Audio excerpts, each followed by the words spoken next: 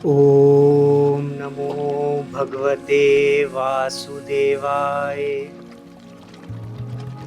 श्रीकृष्ण गोविंद हरे मुरारी, हे नाथ नारायण वासुदेव।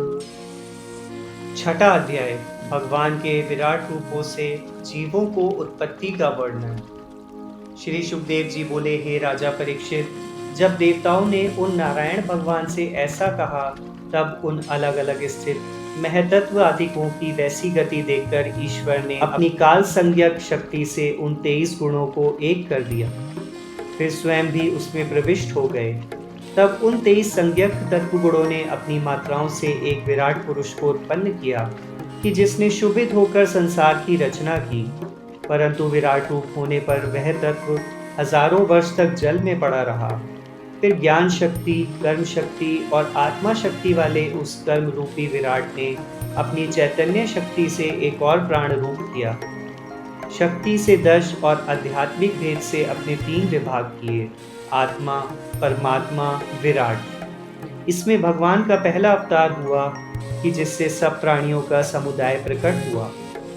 फिर वह विराट पुरुष साध्यात्म, साधिदेव और साधिभूत भेद से 3 प्रकार का हुआ, कि जिसने प्राण, अपान, समान, उदान, व्यान, नाग, कूर्म, क्रकल, देवदत्त और धनंजय, इन 10 तत्वों को प्रकट किया। तब इनकी जीविका कैसे चलेगी? देवताओं के इस प्रकार प्रार्थना करने पर भगवान ने उन 10 के, जिसमें ये जीवित रहें, घोर तप किया। तब उनके इस प्रकार के ज्ञान में तप के प्रभाव से अग्नि आदि कुछ स्थान निकले। तब सबसे पहले मुख उत्पन्न हुआ, फिर वाणी शक्ति सहित अग्नि, लोकपाल अपने अपने स्थानों में जा स्थित हुए। फिर उस विराट पुरुष के तालु उत्पन्न हुई, जिसमें जिन्ना अंश से वरुण लोकपाल प्रविष्ट हुए। तब उस जिन्ना रस शक्ति को प्राप्त हुई।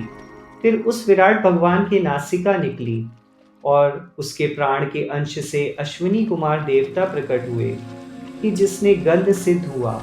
तब उस विराट पुरुष के नेत्र उत्पन्न हुए, जिसमें अपने चक्षु अंश से आदित्य लोकपाल ने प्रवेश कर स्वरूपों का ज्ञान प्रकट किया। फिर उस विराट पुरुष को त्वचा उत्पन्न हुई, कि जिसमें पवन लोकपाल ने प्रवेश कर अपने अंश से स्पर्श को उत्पन्न किया। फिर उस विराट देव के कान उत्पन्न हुए, तब उसमें अपने श्रोत अंश से दिशाओं ने प्रवेश कर शब्द को प्रकट किया। पश्चात उस विराट पुरुष की त्वचा रोमों से औषधि उत्पन्न हुई, कि जिससे उसमें खुजलाहटों होने लगी। पश्चात लिंग उत्पन्न हुआ, कि जिसमें प्रजापति देवता अपने वीर्य अंश से जा बसे, जिससे उस पे बड़ा आनंद आया। फिर जब अपने वायु अंश से उस लोकेश्वर ने उसमें प्रवेश किया, तब विराट पुरुष के गुदा उत्पन्न हुई, जिससे वह मल को त्यागने लगा। फिर जब स्वर्ग के स्वामी इंद्र ने अपने जीविका अंश से उसमें प्रवेश किया, तो उसके हाथ उत्पन्न हुए, कि जिससे वह जीविका करने लगा। पुनः पैर उत्पन्न हुआ, जिसमें विष्णु जी ने प्रवेश किया। पांव से ही चलकर पाने योग्य सब वस्तुओं को जानने लगा। फिर हृदय की उत्पत्ति हुई, उसमें अपने मन अंश से चंद्रमा का वास हुआ, परंतु वह चंद्रमा भी विकारता से ही उदय हुआ। इसी कारण चंद्रमा में श्यामता है। इसी प्रकार तब उस विराट पुरुष में अहंकार उत्पन्न हुआ, तो उसमें कर्म अंश से रुद्र ने प्रवेश किया, क्योंकि अहंकार का ही दूसरा नाम रुद्र है। फिर चित्त की उत्पत्ति हुई, वह चेतना अंश से ब्रह्मा हुआ, तो फिर ब्रह्मा होने से वह विशेष ज्ञानायुक्त हो गया। तब जिनमें सत्व गुण की अधिकता थी, ऐसे देवता लोग स्वर्ग में, और रजोगुण की वृत्तियों वाले मनुष्य पृथ्वी में, और उनके उपयोगी पशु आदि भी पृथ्वी में प्राप्त हुए। फिर जो तमोगुण वाले तत्व थे, वे भूतों के गण आकाश में नियत किए गए। हे विदुर जी, इसी प्रकार उस विराट पुरुष की भुजाओं से क्षत्रिय उत्पन्न हुए, जिनका यह कर्तव्य हुआ कि वे चोरादिकों के उपद्रव से सब वर्णों की रक्षा करें। फिर उसी विराट पुरुष की जंघाओं से वैश्य उत्पन्न हुए। वैश्यों के लिए यह कर्तव्य हुआ कि वह कृषि, वाणिज्य आदि के द्वारा सबकी जीविका चलाएं। फिर उन्हीं विराट भगवान के चरणों से धर्म की सिद्धि के लिए सेवा उत्पन्न हुई। उस सेवा में सबसे पहले शूद्र उत्पन्न हुआ।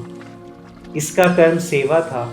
इससे सेवा जैसी इसकी जीविका को देखकर विष्णु जी इस पर बहुत प्रसन्न हुए। इस प्रकार से विष्णु जी सब वर्णों के परम पूजनीय हैं। तब भला उस काल कर्म और स्वभाव शक्ति वाले ईश्वर को योग माया के बल से उत्पन्न विराट भगवान का संपूर्ण निरूपण कौन कर सकता है? तो भी जैसी मेरी बुद्धि है और जैसा मैंने सुना है उनके अनुसार बिना कुछ और अन्य वार्ता के अपनी वाणी को पवित्र करने के लिए मैं श्री विष्णु जी का पावन चरित्र कहता हूँ। क्योंकि वाणी शक्ति को पाकर मनुष्य के लिए यह पहला कर्तव्य है कि वह यशस्वियों में शिरोमणि श्री कृष्ण जी का यशोगान करें। इसी प्रकार कानों के पाने का यही उत्तम लाभ है कि वह विष्णु जी की कथा रूपी अमृत को सुने। क्योंकि विष्णु जी की कथा अपरंपार और परम मनोहर तथा ज्ञान का भंडार है। उनके असीम और अद्भुत चरित्रों को जानकर कोई पार नहीं पा सकता। यहाँ तक कि स्वयं ब्रह्मा भी उनका यशोगान करते करते थक गए और पार नहीं पाए। हजारों वर्ष की तपस्या भी उनको यथार्थ रूप से नहीं पहचान सकती।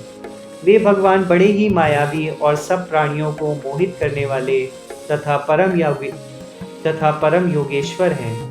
उनकी अपरंपार माया को कोई कैसे जान सकता है? चलते चलते उनकी